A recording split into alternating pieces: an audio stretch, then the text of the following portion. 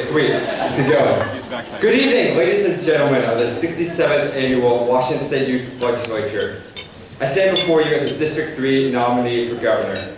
I've been in leadership since my first year in YAG, when I was worked as a vice chair to represent our state as the youngest ever delegate from Washington at Kona, North Carolina. I became delegate student leader as a sophomore. This year I was supposed to join the governor's cabinet, where I've served as a point person on a very complicated issue of 8th grade detention. Though we have met with considerable adversity and bureaucratic hurdles, we are workable and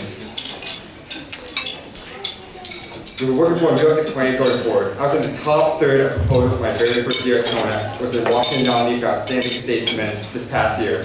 None of these accomplishments alone, however, qualify me for the office of governor. Rather, I will be an ideal governor because of my unwavering dedication to truly substantial reform that will strengthen our program. We need an independent Chief Justice position in order to preserve and expand the appellate program.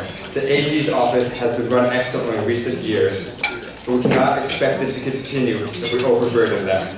Under independent guidance, the appellate program will grow into what is meant to be the policy equivalent of mock trial and the judicial side of youth ledge. Instead of just debating real-life policy matters, triple AGs will make meaningful changes to the program. Imagine this: Saturday morning, the shoe-in for governor watches anxiously as 4 thoroughly prepared triple AGs debate the merits of granting line-item veto to the governor. Instead of Langdonian and only parliamentarian at leadership training making decisions based on a cursory scanning of the rulebook, the debaters will be able to cite numerous bylaws and precedents. The judges and audience alike will be able to finally appreciate how truly subjective interpreting a document can be. Something I didn't first understand. It does on a plain 6 hours of nothing but Whitaker and a copy of a manualist constitutional law, 7th edition.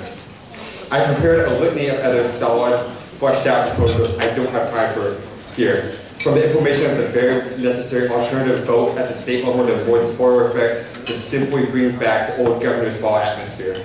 If elected, I would also like to further integrate the lobbying corps, continue with 8th grade retention, make billboards more clear, with better maps and improved table of contents, and move up the bill due dates to allow for more prep time and increase overall depth of debate. Vote for justice, vote for justice.